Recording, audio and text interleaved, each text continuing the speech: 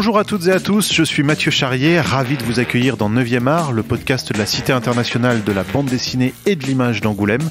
Dans chaque épisode, une autrice ou un auteur se raconte, revient sur sa pratique, sa carrière, son actualité, sa vision du 9e art et répond à notre questionnaire de Proust version BD.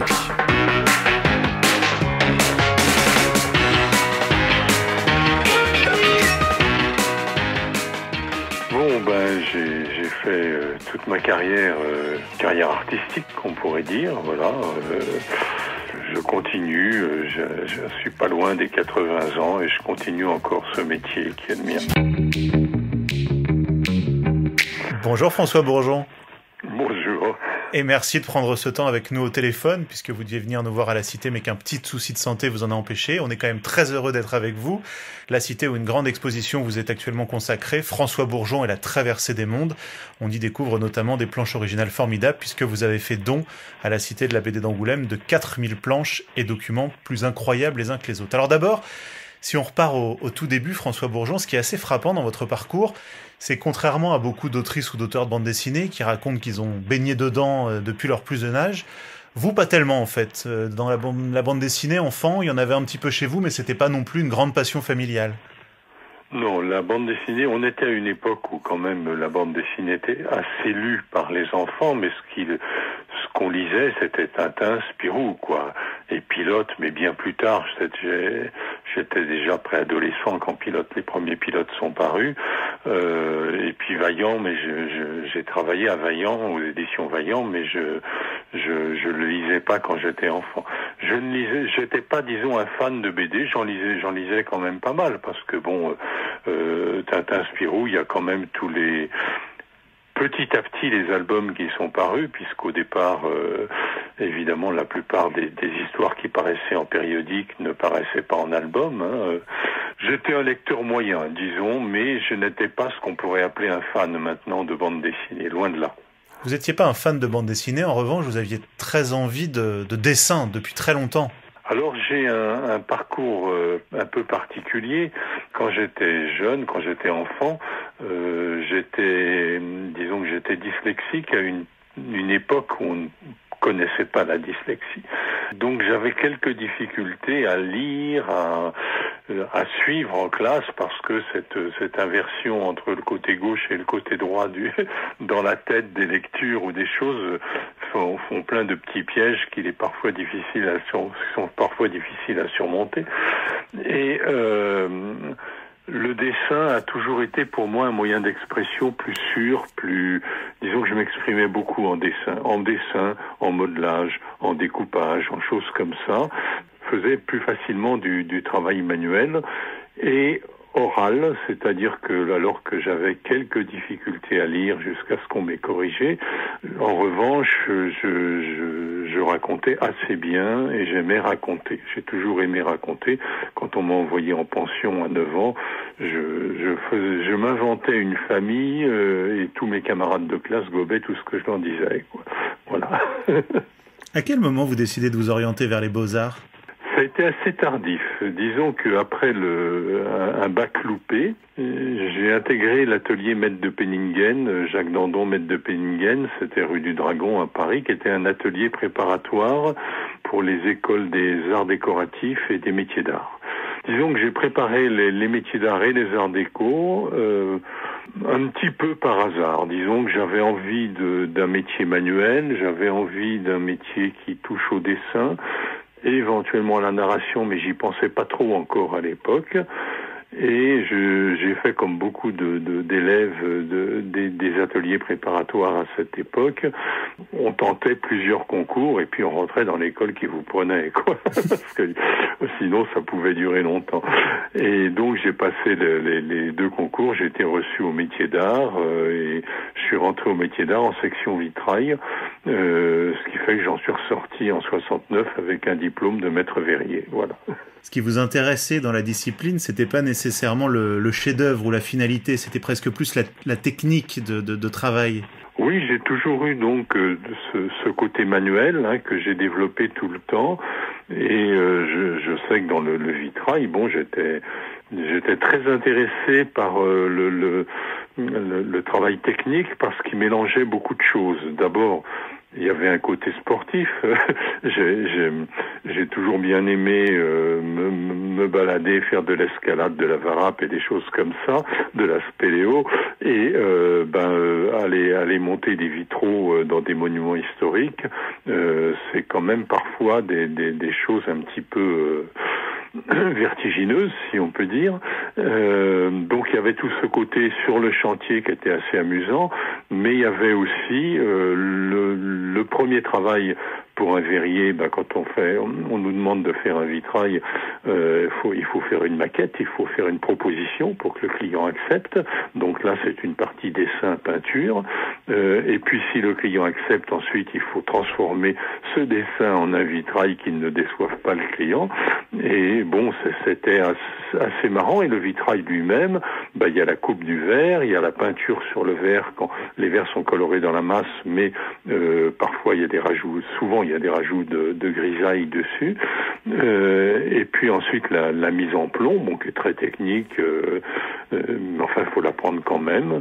Et puis la pose, la pose en haut des grandes échelles d'électriciens, à l'époque il y avait moins d'échafaudage obligatoire et de choses comme ça, comme il y a maintenant.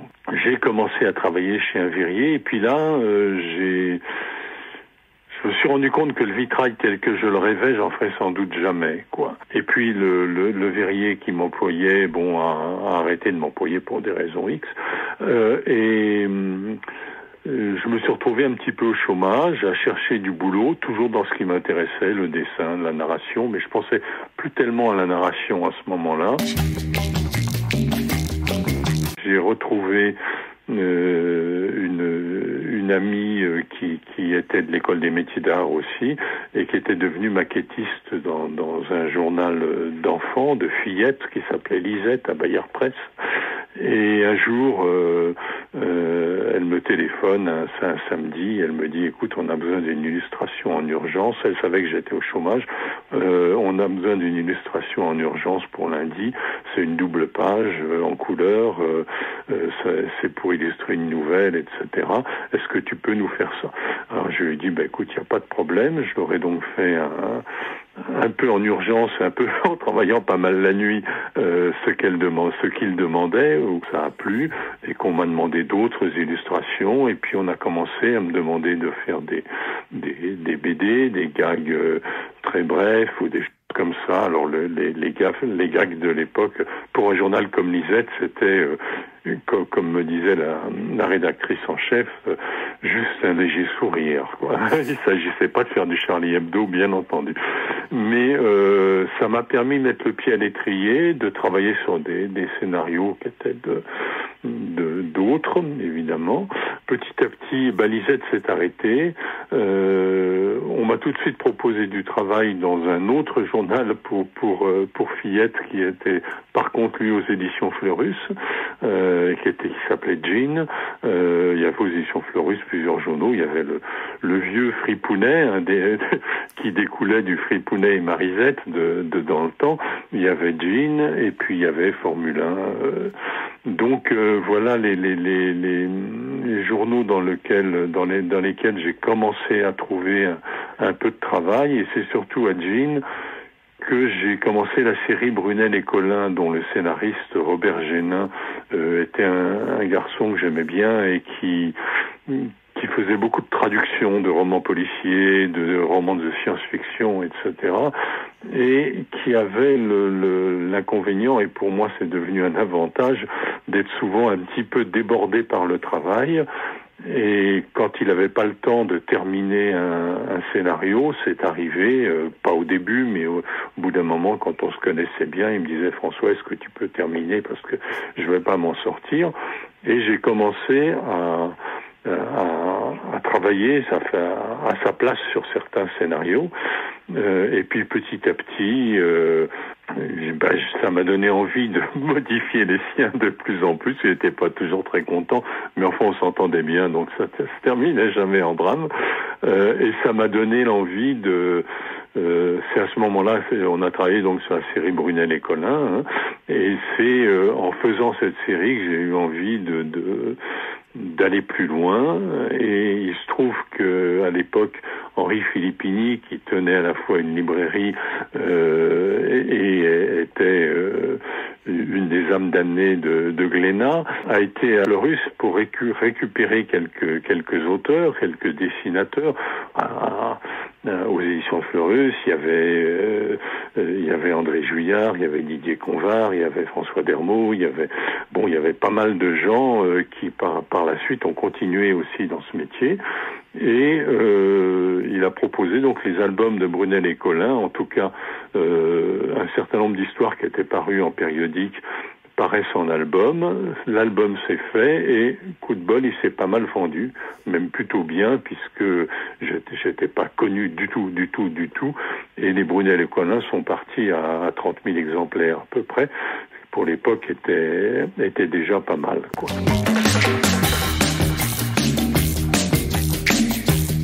Du coup, Filippini m'a dit, mais tu pourrais pas faire une histoire pour nous, donc BD adolescent adulte. Et c'est à ce moment-là que j'ai eu l'idée des Passagers du Vent. Pourquoi? Encore une fois, j'avais réalisé, pour me désennuyer et pour ne pas me démoraliser pendant mes périodes de chômage, j'avais commencé à réaliser une maquette d'une frégate du XVIIIe siècle, et voulant pousser plus loin ma maquette, j'ai beaucoup fréquenté le musée de la Marine que je connaissais déjà bien. J'ai toujours beaucoup fréquenté les musées aussi, très jeunes. Le Louvre, le musée de la Marine, le musée de l'Armée, le musée Rodin. Enfin, je veux dire, j'étais parisien, donc c'était pas difficile de se déplacer d'un musée à l'autre, et j'aimais bien ça. Ça faisait partie de mes balades solitaires. J'allais souvent dans les musées. J'ai trouvé à la bibliothèque du musée de la Marine, j'ai trouvé un ouvrage de Jean Boudriot, qui était le vaisseau de 74 canons, et à partir de cet ouvrage, j'ai complètement modifié et refait ma maquette pratiquement, parce que j'avais la possibilité une connaissance de la marine que je n'avais pas avant, et le bateau n'était pas le même, mais l'époque était la même, donc tout l'accastillage et des tas de choses étaient identiques. Ça m'a donné envie de faire ce qui est devenu les Passagers du Vent. J'ai proposé cette idée. Jacques Glénat à l'époque m'a dit encore une histoire de pirate. Il voyait un Barbe Rouge ou un truc comme ça. Et moi, je me suis trouvé devant un petit problème qui était plutôt amusant, c'est que j'avais l'habitude de travailler avec des héroïnes, puisque j'avais travaillé presque, pas essentiellement, mais beaucoup pour des journaux pour les filles, et j'avais envie de continuer, et je me suis dit, c'est pas parce que ça se passe sur un vaisseau de guerre qu'une femme ne peut pas y être.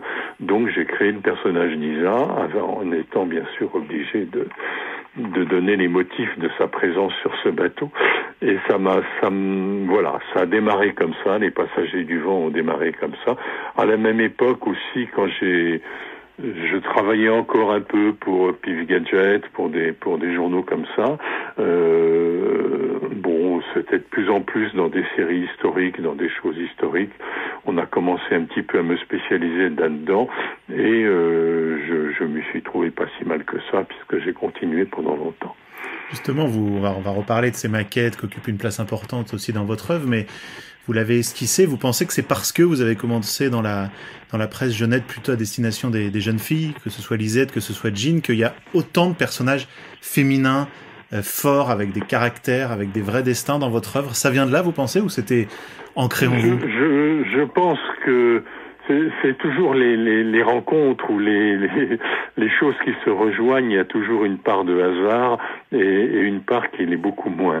Je pense que si j'ai choisi d'avoir des héroïnes plutôt que des cow-boys qui me ressemblent pour personnages principaux, c'est parce que aussi j'en avais envie. C'est parce que je préférais voyager avec une femme que voyager avec un mec qui me ressemble, quoi. Voilà. et j'avais l'habitude, puisque j'avais travaillé effectivement pour des journaux, pour de la presse enfantine destinée aux filles, mais ça me plaît, j'aimais bien ça aussi. Il y avait bien sûr pour le dessinateur, la sensualité des formes, etc.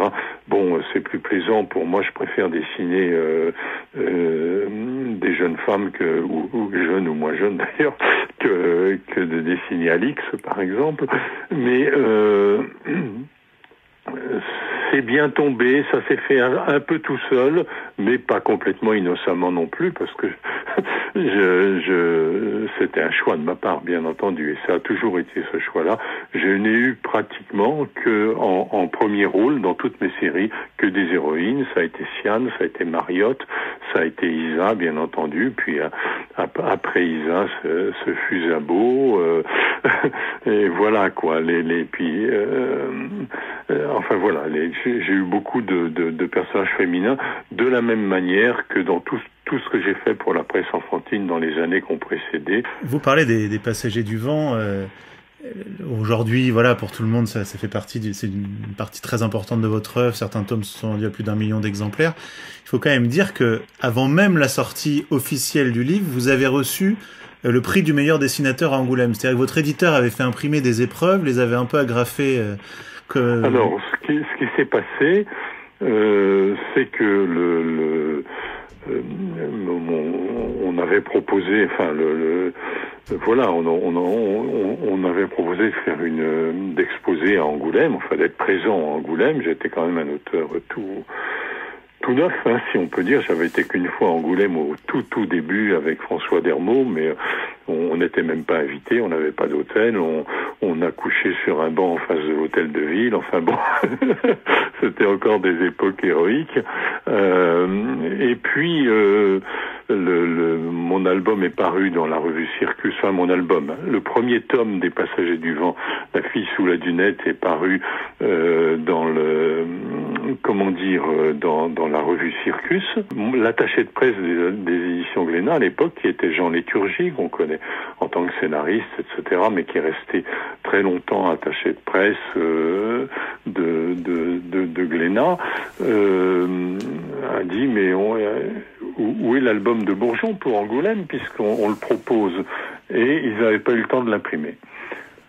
Oui, ils avaient négligé, enfin bref, il y avait quelque chose qui clochait.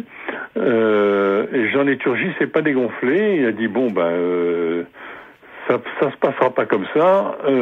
Il a été rechercher toutes les revues Circus en autant d'exemplaires qu'il y avait de membres du jury. Il les a découpés, il a agrafé toutes les pages ensemble pour faire des albums pas très présentables, mais où l'histoire était complète. Et c'est sur ces albums reliés avec une agrafeuse que j'ai eu le premier prix pour cette bande dessinée à Angoulême, quoi. Voilà.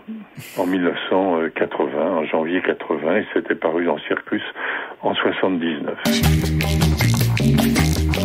Comment vous avez, appris le dessin? C'est-à-dire qu'on voit dans l'expo, il y a notamment une caricature de Donna Mouskouri qui est assez ancienne, et déjà on voit votre trait, on reconnaît Bourgeon, même si après ça va évidemment évoluer.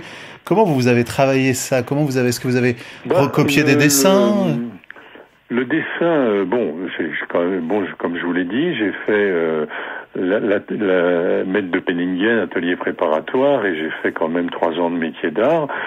C'est des écoles dans lesquelles on dessinait, hein. C'est des écoles croquis de nu, perspective, anatomie, enfin c'est des choses qu'on travaillait très sérieusement, et j'aimais bien ça, hein. Même les épreuves de diplôme qui étaient parfois un peu tordues. Je me souviens, en perspective, l'épreuve de diplôme, c'était un escalier en colimaçon avec des bougies posées sur des marches irrégulièrement, et il fallait à la fois mettre l'escalier en perspective, mais toutes les ombres des bougies sur les marches, sur les murs, etc. C'était plutôt vicieux, mais voilà. Mais moi, ça m'amusait. Je me prenais au jeu. L'anatomie, ça m'a toujours passionné. Alors ça, c'est pour le dessin pur, hein, si on peut dire le dessin d'étudiants dans une école d'art. Et puis dès que j'ai commencé à travailler pour Lisette, le premier dessin qu'on m'a demandé, dont je vous ai parlé tout à l'heure, techniquement, on était à une époque où il y avait des encres de couleur. Les premières encres de couleur, c'était les Écolines, c'était des marques comme ça. Et j'ai tout de suite eu envie de travailler avec les encres. Pourquoi ? D'abord parce que ça allait beaucoup plus vite et ça pouvait se faire directement, c'est-à-dire que on pouvait faire un dessin en noir et blanc à l'encre de Chine et puis le mettre en couleur avec des encres, un peu comme de l'aquarelle, une technique assez proche de l'aquarelle mais quand même différente, avec laquelle je travaille toujours. Alors ça devient plus difficile maintenant parce que toutes ces encres de couleur disparaissent les unes après les autres. Il y a beaucoup moins de marques qu'avant, donc beaucoup moins de choix et bon, il y a tous les problèmes de papier. Il y a beaucoup de choses qui changent, mais au début c'était plutôt pour aller plus vite, quoi. Parce que si on voulait faire les couleurs à la gouache, ce qui se faisait beaucoup auparavant, il fallait d'abord faire un dessin en noir, il fallait faire un bleu, et sur le bleu, il fallait gouacher en remettant le film noir par-dessus régulièrement pour voir ce que ça donnait réellement, en essayant que la gouache soit bien sèche avant de mettre le film noir, sinon on avait tout à nettoyer. Enfin, c'était l'enfer, et cette technique me plaisait pas tellement. Donc je me suis inventé un peu une technique que j'avais pas apprise. J'avais un peu travaillé les encres de couleur au métier d'art, mais ne serait-ce que pour des maquettes de vitraux, des choses comme ça. Mais j'ai été dans ce sens-là pour une question de rapidité, et puis ça m'amusait. Voilà, j'aimais bien aller pousser cette technique un peu plus loin et voir jusqu'où on pouvait aller.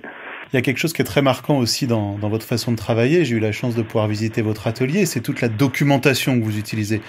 On a l'impression qu'au fur et à mesure des séries, des tomes qui sortent, plus ça avance dans votre carrière, plus vous perfectionnez la documentation. Vous réalisez des maquettes des lieux, des châteaux, des rues de Montmartre. Pourquoi on a presque l'impression qu'aujourd'hui, ce qui vous amuse plus, c'est de vous documenter sur l'histoire et la page que vous allez mettre en scène que de la dessiner en tant que telle.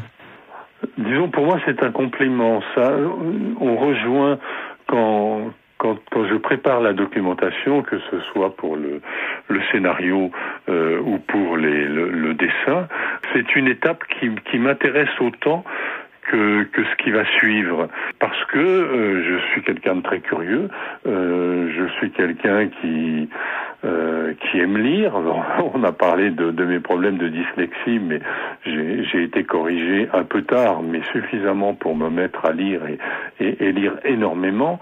Et puis il y a toujours à apprendre quelque chose des autres, à la fois dans l'écriture, dans des choses comme ça, mais bien sûr dans le dessin, et puis dans la documentation, ce à quoi je suis très attaché, ce partage. En fait, cette notion de partage avec le lecteur. J'ai jamais été quelqu'un qui a voulu gagner des concours, être premier, etc. Je m'en fous complètement. Mais pour un auteur, c'est un conteur. Ce qu'il aime, c'est voir les gens rire, voir les gens pleurer et avoir l'impression de les envoyer, de les faire voyager quelque part où ils n'en sortiront pas indemnes, quoi. Alors justement, vous avez mis un point final à cette série Les Passagers du Vent il y a quelques mois maintenant. La suite, je crois que vous avez envie d'écrire plus que de dessiner. Je sais pas. Actuellement, j'ai dans la tête un projet BD. Je suis en train de travailler dessus, de l'écrire. J'écris beaucoup. Ce qui reste dans les BD, c'est pas forcément, c'est un tri, si on peut dire, mais j'écris beaucoup, j'aime beaucoup écrire. J'ai toujours aimé écrire, même quand j'écrivais mal, même quand j'avais ces problèmes de dyslexie. J'ai toujours aimé écrire. J'aime la narration, j'aime énormément la narration. Je vais essayer quand même de faire cet album comme je le prévois, et puis on verra bien ce que la vie nous réserve. Pour terminer, je voulais citer une phrase qu'on retrouve dans l'exposition de vous, qui est mise en exergue. Vous dites: un monde sans raconteur d'histoire, pour moi, n'existera jamais. C'est quand même ça le fondement de tout, raconter des histoires. Raconter des histoires, c'est faire rêver, c'est aller plus loin que la réalité. Ça peut être en mieux, ça peut être en mieux, moins bien. J'ai plus une impression de camaraderie avec le lecteur que d'asséner quelque chose, quoi. J'ai plus l'impression que il y a un certain nombre de gens qui ont pris plaisir à lire ce que je fais et qui s'en trouvent bien. Et bon, apporter ces petits moments de bonheur, c'est irremplaçable, quoi. Et on relit donc vos titres, Les Passagers du Vent, Les Compagnons du Crépuscule, Le Cycle de Siane. On trouve tout ça chez Delcourt. On va au musée de la bande dessinée d'Angoulême aussi découvrir cette expo. François Bourgeon et la traversée des mondes. C'est jusqu'au 5 mai 2024. C'est le moment, François, où on passe à notre questionnaire de Proust version BD. Est-ce que vous êtes prêt? Oui, alors.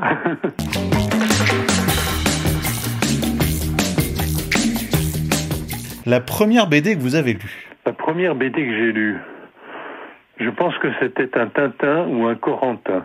La meilleure BD de tous les temps? Il y a plein de très belles choses et je suis incapable de dire que Pratt est meilleur que Bilal, ça m'intéresse pas, ça. Ce qui m'intéresse, c'est pas qu'il y ait un premier qui rafle tout, c'est que les gens aillent en librairie parce qu'il y aura plein de choses merveilleuses dedans. Est-ce qu'il y a une couverture de bande dessinée qui vous a particulièrement marqué? Alors, les choses qui m'ont surprise, parce que c'est la surprise souvent qui fait qu'on a de l'intérêt pour quelque chose. Quand j'ai découvert Hugo Pratt, par exemple, quand j'ai découvert la balade de la mer Salée ou Fort Wemming, je me suis dit, mais on peut faire ça en BD. Ça devient intéressant de penser que on peut aller beaucoup plus loin que la simple histoire d'aventure où il faut éviter la flèche du part ou voilà, on peut aller beaucoup plus loin que ça. Voilà, donc mais sinon il y a plein de choses qui m'ont intéressé, mais j'étais aussi amateur de Gaston Lagaffe et tout ça, hein. J'aime la variété, j'aime les différences. Ce qui fait le plus plaisir à un auteur, pour moi, hein, c'est pas qu'on vous dise je suis le meilleur, vous êtes le meilleur, c'est qu'on me dise je me souviens avoir lu tel bouquin de vous il y a 30 ans et ça m'a fait tel effet et je m'en souviens encore. Voilà, là on a l'impression d'être utile à quelque chose et à quelques-uns. Et pour terminer, est-ce qu'il y a une autrice ou un auteur de bande dessinée qu'on connaîtrait pas forcément et que vous auriez envie de nous conseiller? Il y en a qui sont peut-être un petit peu oubliés, les Max Cabane, les gens comme ça. Il y en a eu plein il y a Serveil, il y a pas mal de gens que j'ai aimé. Encore une fois, je veux pas faire passer quelqu'un avant quelqu'un d'autre, quoi. C'est au lecteur de se faire son chemin dans les différents ouvrages, de trouver ce qui lui correspond le mieux au moment où ça lui correspond, parce que c'est pas forcément toute une vie non plus. Mais je veux pas mettre quelqu'un en avant. Je suis un peu têtu là-dessus, mais je suis un amoureux de la différence. C'est peut-être pour ça aussi que j'ai des héroïnes et pas des héros. Bon nous, François Bourgeon, vous fait passer avant les autres dans le cadre de cette exposition à Angoulême. Donc François Bourgeon et la traversée des mondes, c'est jusqu'au 5 mai 2024. Merci beaucoup d'avoir joué le jeu. C'est moi qui vous remercie.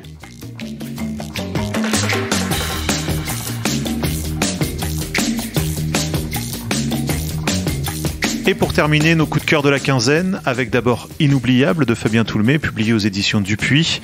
L'auteur de Ce n'est pas toi que j'attendais ou l'Odyssée d'Hakim revient cette fois avec un livre dans lequel il raconte le destin de 6 personnages qu'il a rencontrés, 6 mini-histoires vraies. Le destin d'Émilie, par exemple, endoctrinée dans une secte, celui de Marco, prêtre convaincu mais qui va tomber amoureux de Dora, ou enfin celui de Marie, victime de viol, comment s'en remettre. Des histoires humaines bouleversantes racontées avec la douceur et la pudeur que l'on connaît de Fabien Toulmé. La bonne nouvelle, c'est qu'il y a marqué tome 1 sur la couverture. On a hâte de découvrir les suivants. Deuxième conseil lecture avec Le visage de Paville, signé Jérémy Perraudot, aux éditions 2024. Dès les premières pages, vous serez hypnotisé en découvrant ce village imaginaire sur une île perdue au milieu d'un océan. Il est surplombé par l'immense statue d'un dieu vénéré par les habitants. Notre personnage, qui s'appelle Pavil, scribe venu de l'Empire, s'y écrase avec son aéronef et va devoir y stationner quelque temps. Après le choc des civilisations, Pavil va chercher à comprendre pourquoi une partie de l'île est réservée à ses seuls habitants. Après le long des ruines, Crépuscule ou la Grande Odyssée, Jérémy Perraudot livre un récit ethnologique passionnant où il est question de sacré et de mythe tout autant que d'acceptation des différences.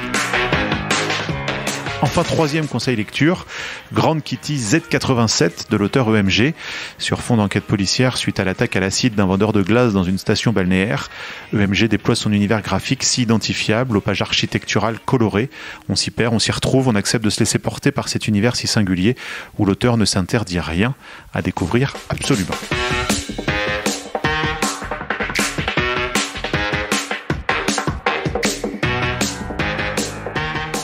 9e art est un podcast produit par la Cité internationale de la bande dessinée et de l'image d'Angoulême, réalisation Mathieu Charrier. N'hésitez pas à commenter ces épisodes, à les noter, à en parler autour de vous, c'est très important pour nous.